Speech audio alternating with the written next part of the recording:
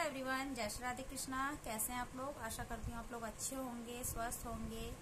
और हम भी फिलहाल अच्छे हैं, पर इतने अच्छे नहीं हैं क्योंकि जो यहाँ पर हुआ है वो हैवानियत है, इंसानियत नहीं है। तो उसकी वजह से और हम वीडियो बनाने पर भी मजबूर हो गए हैं कि ताकि जहाँ तक हो सके हम लोग ये संदेश दे सकें आप लोगों को। और आप लोग देख भी रहे हैं कि बहुत इंसानियत ख़त्म होती जा रही है, हैवानियत बहुत शुरू हो रही है। तो आगे वीडियो में बने रहिए, हम बताते हैं आपको कि हम किस चीज़ के लिए वीडियो बना रहे हैं। अब जो मैं बता रही हूँ उस केस का नाम है मेरठ सौरभ मर्डर केस, जो अभी हुआ है। कैसे एक पत्नी ने अपने पति को उसके 15 टुकड़ों में उसको काट के और ड्रम में बंद करके सीमेंट का घोल बनाकर पैक करके और चली गई अपने बॉयफ्रेंड के साथ शिमला मनाली घूमने। और अपने पति को तो मार दिया और अपने बॉयफ्रेंड का जन्मदिन मना रही थी। तो उसके बारे में बताते हैं, आगे बढ़ते हैं, आप लोग वीडियो में बने रहिए। तो चलिए अब हम वीडियो में आगे बढ़ते हैं और शुरू करते हैं जहाँ से घटना हुआ है। तो घटना हुई है ये हमारे जस्ट घर से 10-12 किलोमीटर की दूरी पर है। थाना लगता है ब्रह्मपुरी, क्षेत्र थाना ब्रह्मपुरी लगता है और मेरठ के अंदर ही है जहाँ पे हम रहते हैं, वहीं उत्तर प्रदेश मेरठ का ही केस है। तो लव मैरिज का केस है कि लव मैरिज भागकर करी है और जिस लड़के ने लव मैरिज भागकर करी है वो लड़की पहले भी भाग चुकी थी किसी मूवी वगैरह में काम करने के लिए। तो बताते हैं आगे की स्टोरी। तो जो लड़की है उसका मायका है ब्रह्मपुरी में ही, जहाँ पे कांड हुआ है। उसके मम्मी पापा भी वहीं रहते हैं लड़की के, और लड़की भी 1-2 घर छोड़कर वहीं किराए पे रहती है। उसका ससुराल भी वहाँ से 1-2 किलोमीटर दूर है और जो उसका बॉयफ्रेंड है वो भी यहीं रहता है। उसकी नानी का घर है यहाँ पर, उसकी मम्मी पापा नहीं है तो वो यहीं नानी के पास रहता था। तो उन दोनों की लव स्टोरी शुरू हुई 2016 में। 2016 में दोनों की लव स्टोरी शुरू हुई। घर वालों के खिलाफ जाके दोनों ने शादी किया। लड़की के घर वालों ने साथ दिया, लड़के के घर वालों ने साथ नहीं दिया। तो जब शादी करके आ जाते हैं तो घर वाले बेदखल कर देते हैं लड़के को कि बेदखल करके अपना जहाँ रहना वहाँ रहो। फिर दोनों बाहर रहते हैं थोड़े दिन, उसके बाद फिर घर वाले बुला लेते हैं। लड़का फिर रहने लगता है अपनी बीवी के साथ वहाँ पर, मुस्कान के साथ, सौरभ। फिर मुस्कान की और मुस्कान के ससुराल वालों की नहीं बनती है तो सौरभ घर की शांति के लिए वो बाहर आके रेंट पे रहने लगता है, किराए पे। फिर दोनों की हालत, घर की स्थिति सही नहीं रहती है तो ससुराल में भी रहता है सौरभ जाकर। ससुराल से उसको गुजारा नहीं होता है तो वो बाहर नौकरी करता है। किस चीज़ की नौकरी करता है? प्लाईवुड की नौकरी करता है। फिर उसको ऑफर आता है दुबई से, शायद एप्लीकेशन वगैरह डाल के रखता है वो। तो उसको दुबई से ऑफर आता है, किस चीज़ का? तो मर्चेंट नेवी का उसको ऑफर आता है, वो दुबई चला जाता है। दुबई में रहता है 1 साल 1.5 साल रहता है। तो उसको अपनी घर फैमिली की बहुत याद आती है, अकेलापन महसूस होता है। तो वो छोड़कर फिर वापस मेरठ आ जाता है। मेरठ आता है तो वो देखता है कि उसकी बीवी का रवैया ठीक नहीं है। उसकी बीवी किसी और से बात करती है, बल्कि भाग भी जाती है। वो भाग जाती है, हीरोइन बनने का शौक रहता है उसको, तो किसी के साथ भाग जाती है और 11 दिन तक उसके साथ रहती है। उसके बाद वो आती है तो फिर वो सौरभ उसको तलाक देना चाहता है। वो अप्लाई भी कर देता है डिवोर्स के लिए, पर घर वाले, फैमिली वाले समझाते हैं कि चलो कोई बात नहीं। मुस्कान माफ़ी मांग लेती है, बोलती कि नहीं अब मैं ऐसा नहीं करूँगी। फिर उसके बाद सौरभ वापसी वो सोचता है कि चलो मैंने प्यार किया, सबके खिलाफ जाके शादी किया, तो वो मान जाता है। उसके बाद दोनों खुशहाल रहते हैं थोड़े दिन। फिर होती है उनकी बेटी 2019 में। और उसके बाद फिर सौरभ फिर से दोबारा लंदन चला जाता है, पर लंदन में ऐसी कोई मॉल वॉल में जॉब कर रहा था शायद, तो वो लंदन चला जाता है। उसके बाद दोबारा मुस्कान का एक और अफेयर चलता है, जो उसके स्कूल लाइफ का लड़का था, 8th क्लास का, साहिल जिसका नाम है, जिसकी उम्र 26 साल है, 28 साल है, सॉरी 26 साल मुस्कान की है और 29 साल सौरभ की है। तो उसके बॉयफ्रेंड की उम्र 28 साल की होती है। वो उसके साथ बातचीत, साहिल शुक्ला नाम है उसका, तो स्नैपचैट पे वो बात करती है उसकी माँ बन के। और वो जो साहिल शुक्ला है वो काला जादू ये सब चीज़ों पे ज़्यादा विश्वास करता है और वो था भी ऐसी बाबा जी, इतना बड़ा जोड़ा बना रखा है, बाबा जी ही लगता है। आप लोग फोटो भी देख रहे होंगे, वीडियो भी देख रहे होंगे। नशे का आदी भी था। नशे का आदी था वो, ड्रग्स वगैरह लेता था, सुल्फा वगैरह पीता था, भांग वगैरह, 24 घंटे वो नशे में रहता था, गांजा वगैरह। और सबसे बड़ी बात ये है कि मुस्कान अपने पति को नशा नहीं करने देती थी। वो दारू पीता था तो वो भी साथ में बैठ के दारू पीती थी कि मैं भी पीऊंगी, नहीं तो छोड़ दो। लेकिन जो उसका बॉयफ्रेंड था वो बिल्कुल ही नशे का आदी था, और वो उसका साथ देती थी, फुल सपोर्ट करती थी नशे में, उसको कुछ नहीं कहती थी। अब काला जादू दोनों ही करते थे, मुस्कान भी करती थी और वो भी करता था जो उसका बॉयफ्रेंड था। खैर छोड़िए, जो भी है, अब आते हैं मेन मुद्दे पर, जो मर्डर वाला केस है उस पर आते हैं।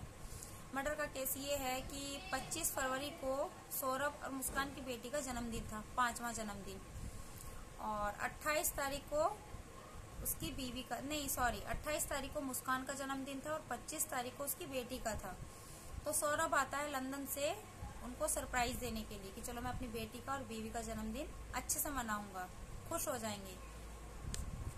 और दूसरा कारण ये भी था सौरभ का यहाँ आने का इंडिया में लंदन से, कि 3 साल का जो वीजा का होता है ना टाइम, मतलब तो वो टाइम कंप्लीट हो चुका था।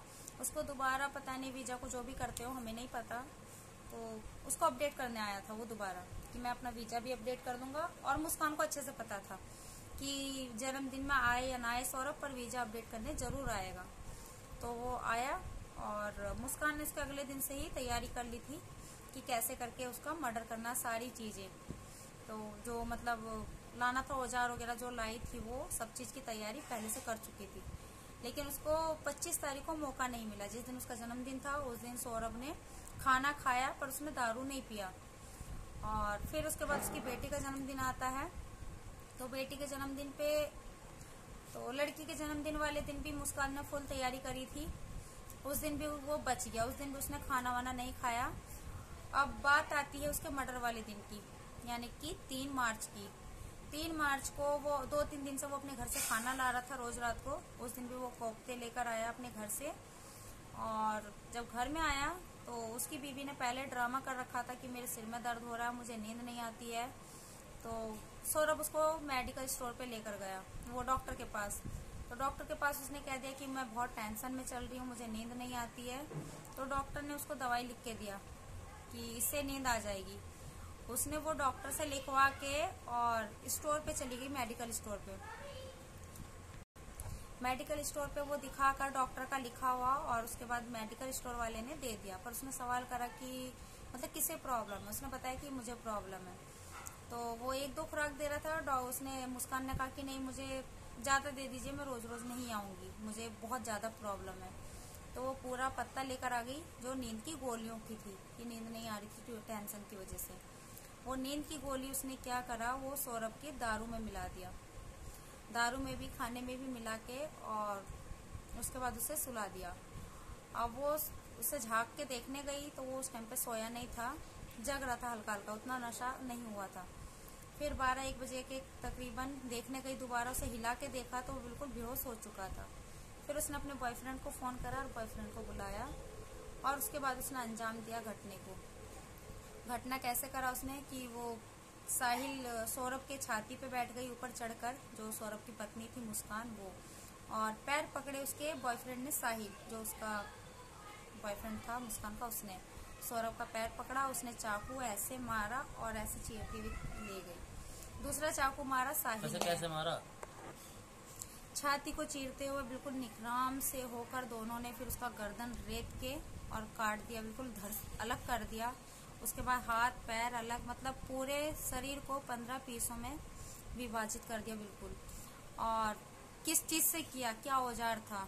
औजार था जो नॉर्मल चाकू होते हैं फल फ्रूट काटने वाले, और जो लाई थी वो बोलकर लाई थी शॉप से, बर्तन के शॉप से लाई थी कि मुझे मुर्गा काटना है, मुर्गा या बड़ा तरबूज, पपीता, फल फ्रूट, ऐसा मतलब इस टाइप का चाकू चाहिए। तो चाकू था जो लकड़ी के मैट पे रख के हम लोग काटते हैं सब्जी, उस टाइप का चाकू था बड़ा सा। और उस 2 चाकू से ही अंजाम दे दिया पूरा। इतना बड़ा जो घटना हुआ है वो 2 चाकू के कारण ही हुआ है।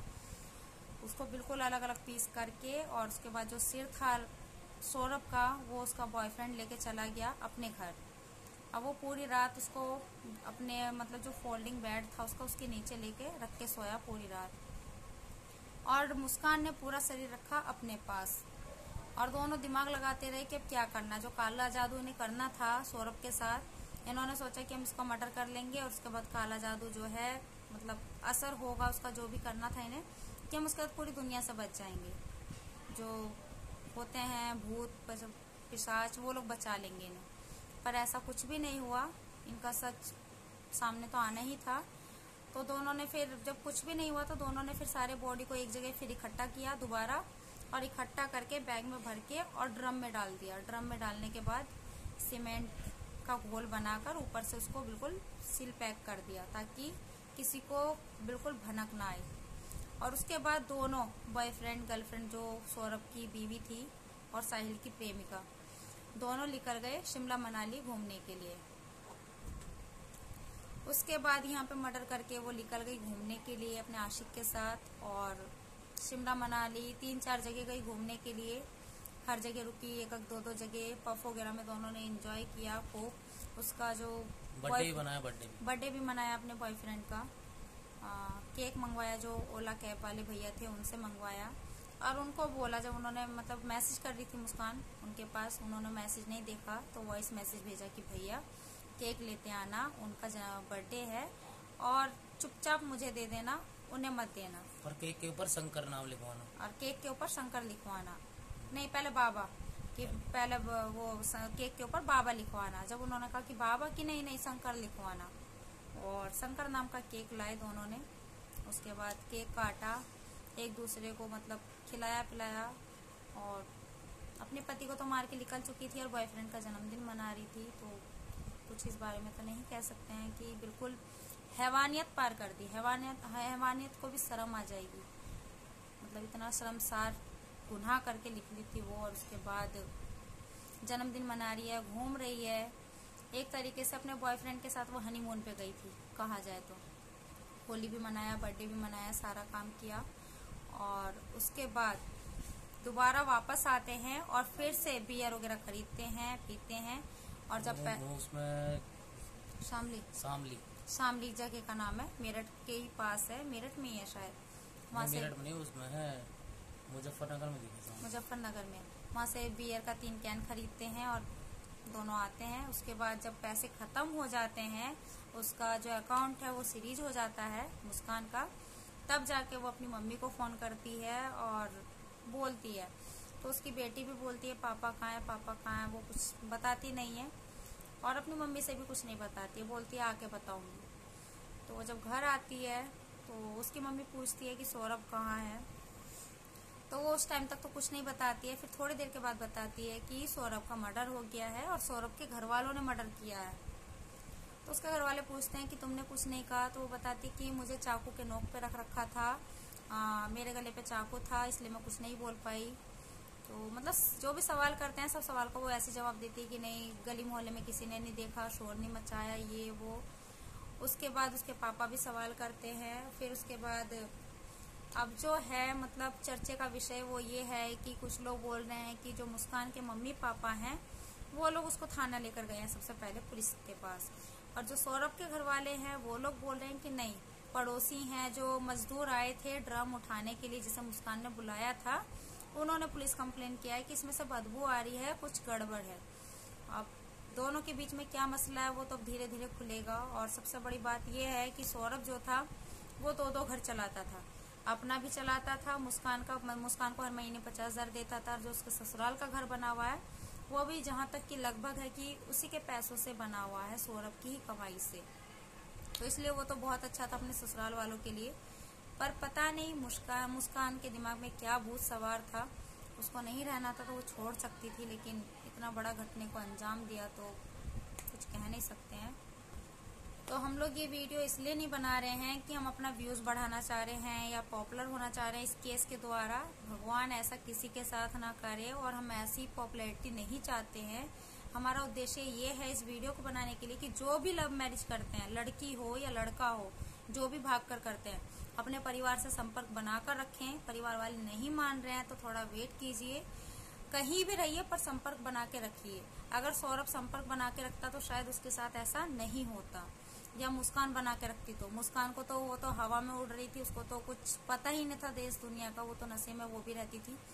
और लेकिन सौरभ की गलती ये है कि उसने बिल्कुल कांटेक्ट छोड़ रखा था, कोई भी हो, क्योंकि ये कांटेक्ट छोड़ने के कारण जो श्रद्धा थी वो 45 टुकड़ों में बट गई, वही सौरभ था वो 15 टुकड़ों में बट गया। तो जो भी है, लड़की है लड़का है, अपने घर वालों से कांटेक्ट बना के रखिए। और आप लोगों से हाथ जोड़कर निवेदन है कि प्लीज जो भी बात हो, छोटी हो बड़ी हो, अपने घर वालों से शेयर कीजिए। अगर आप गलत हैं तो भी शेयर कीजिए, सही हैं तो भी। अगर आपके घर वालों को पता होगा तो आप लोग का फुल सपोर्ट करेंगे, साथ देंगे आप लोग का। अगर सौरभ के घर वालों को सौरभ के बारे में पता होता तो वो लोग शायद कुछ उसकी मदद करते और बचा लेते। मुस्कान के घर वालों को पता होता मुस्कान के बारे में तो शायद इतना बड़ा घटना नहीं होता।